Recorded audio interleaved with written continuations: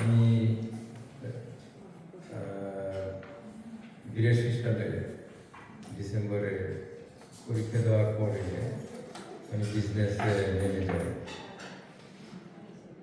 এরপর বিজনেসটাই আমার বড় ছিল। যাই হোক, হয়তো আমার মধ্যে কোনো ওইভাবে প্রার্থী ছিল না, আমাকে ধরে নেওয়া হয়েছিল ইলেকট্রিক করার জন্য। আমি করেছিলাম, কিন্তু ওই সময়ের কথা বলতে চাই না। অনেক আমি ভাবলাম রাত 2:30টার সময় আমার রেজাল্ট উল্টে দেওয়া হলো।